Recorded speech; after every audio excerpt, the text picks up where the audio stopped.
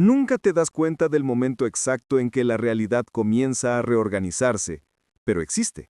Ocurre en el intervalo silencioso entre lo que crees controlar y lo que te afecta sin pedir permiso. Es en este espacio invisible, en el milisegundo en que el cuerpo registra algo antes de que la mente lo comprenda, que comienza un cambio. Y fue al observar esta transición casi imperceptible, casi olvidada por la vida cotidiana, que comprendí que algunas fuerzas no operan por voluntad, sino por coherencia. No se manifiestan cuando pedimos, sino cuando nos volvemos receptivos. Hay un punto en el que lo externo no te llega, solo responde a lo que ya te has convertido. Quizás nunca hayas imaginado que una parte de tu cuerpo podría ser responsable de lo que atraes, permites, rechazas u olvidas. Quizás nunca te hayas dado cuenta de que las oportunidades que surgen no son accidentes estadísticos, sino reflejos fisiológicos. Sin embargo, existe un mecanismo profundamente antiguo, al que la ciencia llegó demasiado tarde, y que el pensamiento espiritual describió siglos atrás. Un hilo que recorre el cuerpo como si condujera algo más que impulsos eléctricos. Conduce el destino.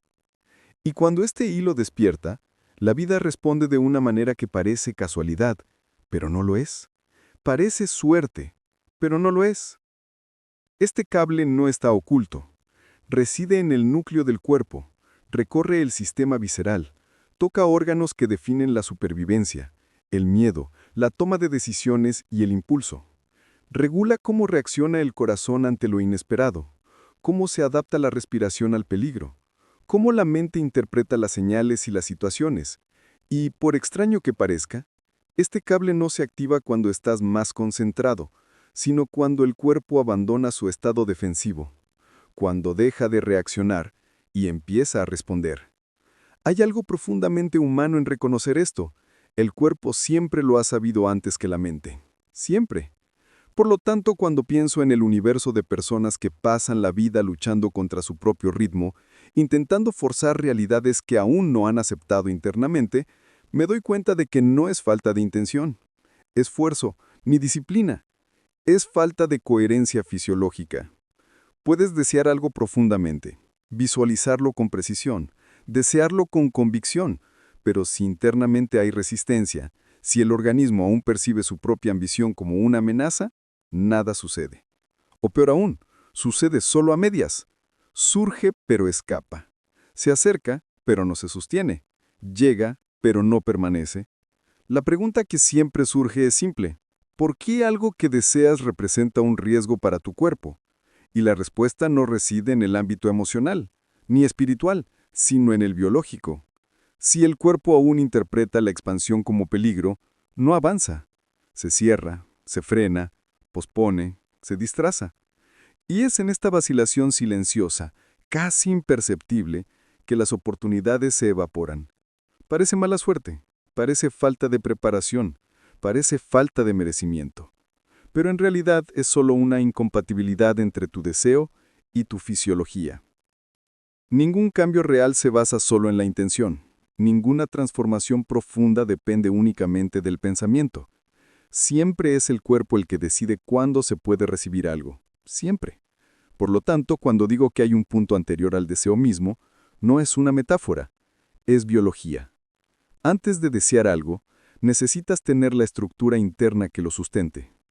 Antes de buscar, necesitas la autorización de tu propio cuerpo para recibirlo. Y esta autorización no es mental, no surge de afirmaciones, promesas ni fuerza de voluntad.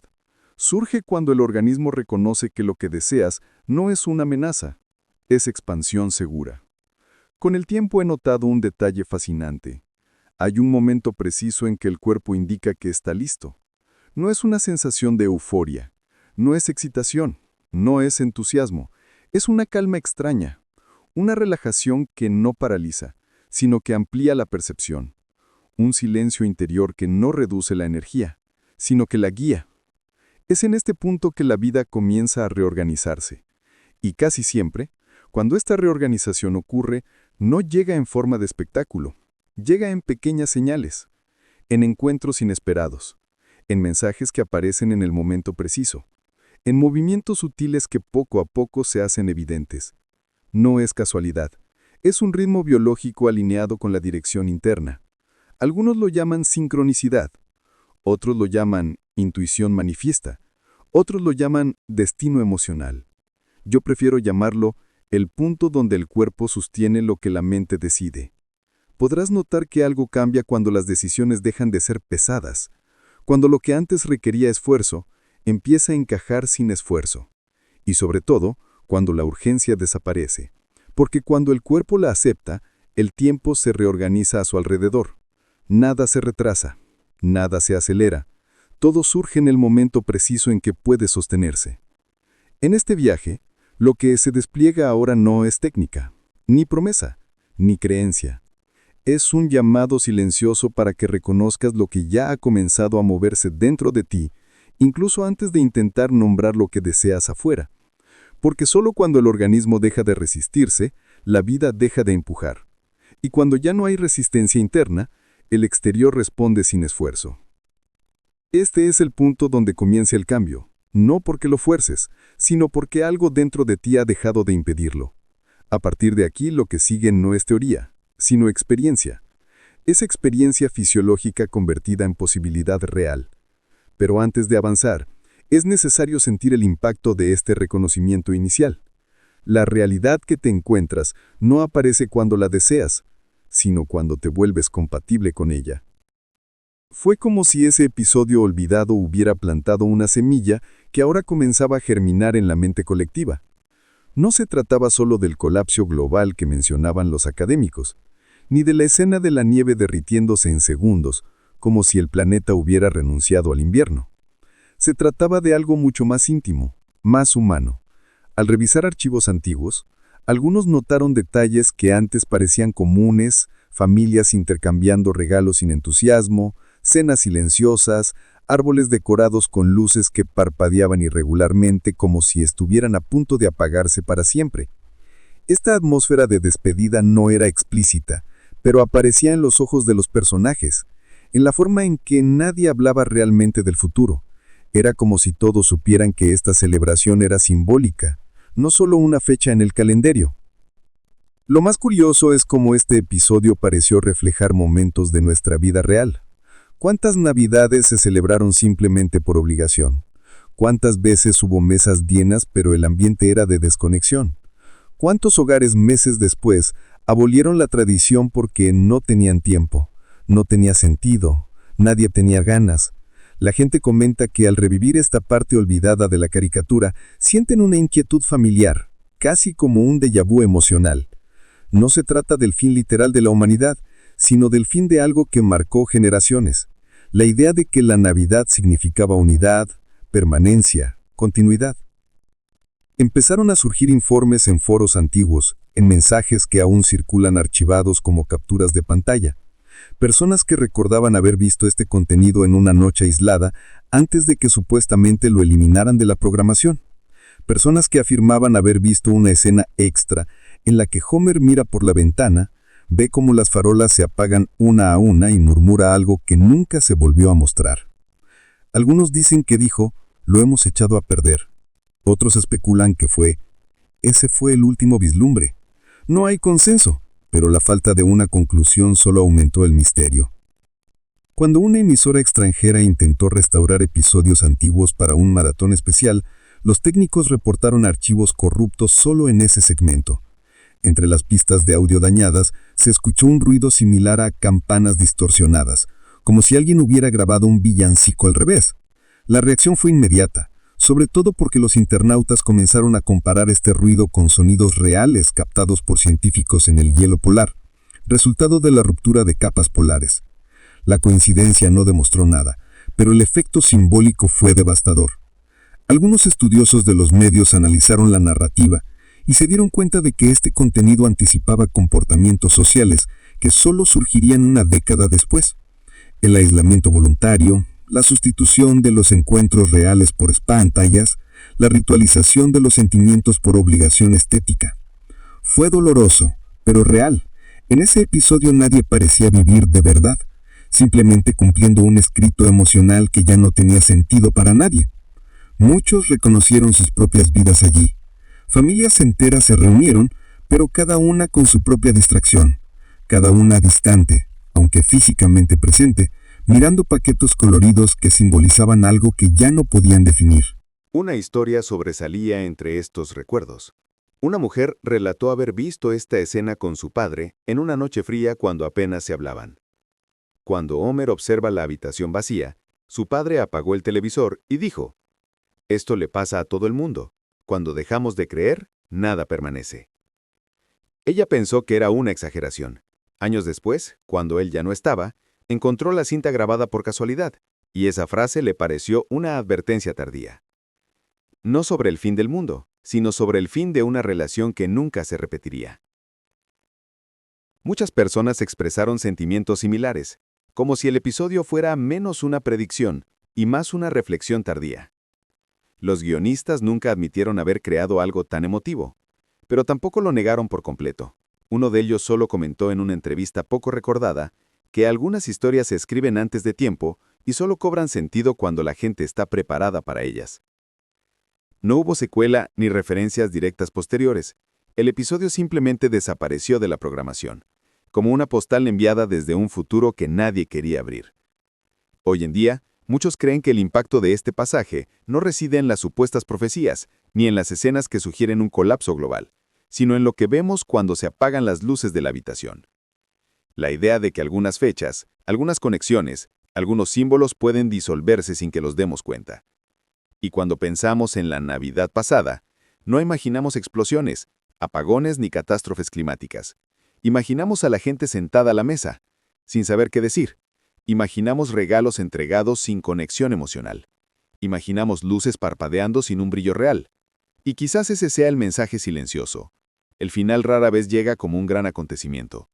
A veces llega como un hábito que no regresa, una tradición que no se repite, alguien que no está el año siguiente. Y cuando nos damos cuenta, ya es demasiado tarde, y la última Navidad no es el último día de la humanidad, es solo el último día en que algo esencial aún existía. Había una teoría paralela, discutida solo en pequeñas comunidades, que afirmaba que el episodio no trataba del final de algo, sino de un nuevo comienzo silencioso. Decían que la escena donde la familia se sentaba frente al televisor apagado ocultaba un propósito. No se trataba de una rendición, sino de una pausa para algo que estaba a punto de cambiar. Algunos argumentaban que la Navidad solo se representaba como la última, porque todo lo que venía después aún no tenía nombre. Curiosamente, años después, muchas personas comenzaron a abandonar viejos rituales y a crear otros nuevos, mucho más pequeños, casi secretos, eligiendo solo un gesto simbólico como encender una vela, preparar un plato que les recordara a alguien o caminar solos la noche anterior a la festividad. Como si el episodio hubiera anticipado una sociedad que dejaría atrás el espectáculo para centrarse en lo mínimo, en lo que no se puede perder. Pero hubo una escena perdida, mencionada por quienes juran haber visto la versión completa. Mostraba a Lisa devolviendo un regalo que acababa de recibir, diciendo que quería algo que no podía envolver. El encuadre parecía deliberadamente inestable, como si la cámara temblara, y muchos afirman que esta fue la única vez que la obviedad de la fiesta se desmanteló, cuando alguien cuestionó la lógica de la celebración.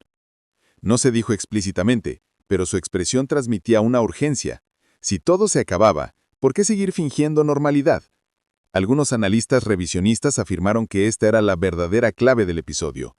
La incapacidad colectiva para admitir que ciertas tradiciones sobrevivían solo porque nadie se atrevía a declarar su fin. Por un instante, es inevitable preguntarse, ¿a qué te has aferrado simplemente por miedo a abandonarlo? ¿Qué sigues practicando sabiendo que ha perdido su significado? De este recuerdo fragmentado, surgieron especulaciones más audaces. Hay relatos de una escena en la que Bart camina por una calle desierta en Nochebuena, observando casas con las luces apagadas y guirnaldas olvidadas. Pasa la mano por un adorno y la pintura se desprende, revelando que el objeto ha envejecido más de lo que aparenta. No hay diálogo, solo su respiración y el sonido lejano de pasos que nunca se explican. Esta imagen generó interpretaciones metafóricas. El mundo seguía intacto, pero a nadie le importaba lo suficiente como para mantenerlo vivo. Fue en esta etapa que surgieron las comparaciones con comportamientos de la vida real. Muchos comenzaron a notar que algunas celebraciones modernas se filman, graban, exhiben, pero rara vez se experimentan. Un registro visual sin presencia efectiva. Y entonces surge inevitablemente otra pregunta. ¿Desde cuándo el registro se ha vuelto más importante que el sentimiento? En esta interpretación alternativa, el episodio parecía anticipar un fenómeno creciente, la memoria siendo reemplazada por la evidencia visual. No importaba si el momento estaba vacío, una foto que lo inmortalizara era suficiente. Sin embargo, cuando algunas familias comenzaron a revisar imágenes antiguas, notaron una ausencia que antes había pasado desapercibida. Nadie miraba a nadie, solo al marco. Esta percepción retroactiva llevó a algunos espectadores a ver el episodio como una advertencia para el futuro. El final no estaría marcado por explosiones, deshielo ni ciudades sumergidas. Estaría marcado por la sustitución de la experiencia por una copia digital de ella. Cuando ya no queda nada que sentir, solo queda el marco. Y entonces surge inevitablemente la tercera pregunta. ¿Cuántos de tus recuerdos son verdaderos y cuántos solo se recuerdan porque fueron registrados? Es curioso observar cómo, tras este supuesto contenido, algunas emisoras nunca emitieron repeticiones completas de ese segmento. Aparecía cortado, fragmentado, con escenas desplazadas, como si hubiera sido editado de forma diferente cada vez. Fue en este punto donde surgieron los debates más audaces. ¿Y si no hubiera desaparecido, sino que se hubiera modificado gradualmente, adaptado a los gustos de la época, archivado en versiones que chocaban entre sí? Quizás lo que recuerdan quienes afirman haberlo visto es solo un rastro de edición que ya no existe. Quizás el episodio nunca se arregló, quizás siempre cambió. Esta línea de razonamiento abre un vacío legal. ¿Cuántas historias recordamos sin saber si realmente sucedieron de esa manera? Y el hecho más curioso surgió años después, cuando un exmiembro del equipo técnico, en una entrevista esporádica, comentó que algunas escenas eran tan sutiles que casi parecían tramas invisibles. Nadie prestó atención, pero la frase circuló silenciosamente. El misterio se intensificó cuando los académicos comenzaron a argumentar que el peso de la memoria colectiva supera el registro oficial. No importa si el episodio existió exactamente así, lo que importa es en qué se convirtió. La anticipación no se centraba en eventos futuros, sino en el sentimiento de pérdida que precede a la desaparición. La última Navidad, por lo tanto, no fue el final cronológico, fue el final emocional. Y al darnos cuenta de esto, surge casi por sí sola la pregunta final. ¿El final ya ocurrió y no nos hemos dado cuenta? La historia sigue viva precisamente porque nadie ha podido demostrar su veracidad o falsedad. Existen versiones, fragmentos, recuerdos individuales, como todo lo que realmente importa. Quizás ese sea el punto más inquietante. El episodio no anunciaba el último día de la humanidad, sino el último día en que sentimos una verdadera pertenencia a algo. Después, cada celebración existiría como una simulación, como un eco de algo que ya no sabemos reproducir. Y cuando ocurre este tipo de pérdida, no deja ruido en el cielo, ni explosiones, solo sillas vacías, mesas puestas sin conversación y ventanas que se oscurecen sin que nadie lo note. Quizás la última Navidad ya pasó cuando aún creíamos que habría muchas más. Quizás el episodio no previó nada, solo registró lo que ya estaba terminado. Hay un detalle que casi nadie menciona, pero que resurgió recientemente al digitalizar antiguos archivos de producción. Entre los documentos encontrados había pequeñas notas, supuestamente hechas durante la creación de ese enigmático episodio. Eran frases cortas garabateadas a toda prisa, como recordatorios de algo indescriptible. Una de ellas decía, no mostrar luces encendidas después de la tercera escena exterior. Otra decía, eliminar cualquier elemento que sugiera una continuidad festiva. Estas frases intrigaron a los expertos porque reforzaban la idea de que no se trataba de un guión común, sino de un fragmento de algo más amplio, quizás un experimento narrativo que nunca se reconoció públicamente. Lo que lo hacía aún más intrigante era que las notas parecían obedecer a reglas internas que nadie podía descifrar. Algunos teóricos comenzaron a reconstruir el orden original de las escenas, intentando comprender el motivo de estos cortes invisibles. La interpretación más aceptada hoy en día es que los creadores querían comprobar el impacto de una celebración que ya había perdido su razón de ser. Era como mostrar a gente asistiendo a un ritual por costumbre, con miradas vacías, repeticiones mecánicas y diálogos sin sentido. Un curioso relato surgió de alguien que trabajó en la edición final. Mencionó que, originalmente, habría una sección donde los juguetes envueltos desaparecerían gradualmente hasta que solo quedaran cintas sueltas en el suelo. Sin explicaciones, sin ruido de pasos, solo un vacío creciente diseñado no para asustar, sino para provocar la silenciosa incomodidad de quienes observaban algo evaporarse ante sus ojos. Esta reconstrucción nunca se mostró, pero su registro resurgió. Y lo más inquietante fue descubrir que en muchos hogares, tras la viralización de esta teoría, La gente comenzó a darse cuenta de que algo similar ocurría en sus propias fiestas. Regalos sin destinatario real, cenas preparadas para personas que ya no estaban, fotos tomadas sin interacción, solo poses. Algunos incluso revisitaron viejas grabaciones de navidades familiares y se dieron cuenta de que no recordaban el motivo exacto de las celebraciones. La fecha se repetía, pero el significado ya se había desvanecido. Este paralelismo, por improbable que parezca, reavivó el interés por el episodio, ahora reinterpretado como una metáfora involuntaria de un colapso emocional. Fue en ese momento que empezó a circular un dato curioso. En una encuesta no oficial realizada en foros, cientos de personas afirmaron recordar la existencia de una escena que nunca se localizó oficialmente. Homer miraba por la ventana, veía una calle sin luz, solo sombras vagas. No decía nada, pero levantaba la cortina a medias como esperando el retorno de algo que nunca llegaría. Este tipo de memoria colectiva, aunque sin confirmación, se repitió en testimonios muy similares. Un investigador lo denominó memoria fantasma, un fenómeno en el que varias personas recuerdan algo que pudo haber existido, aunque sin pruebas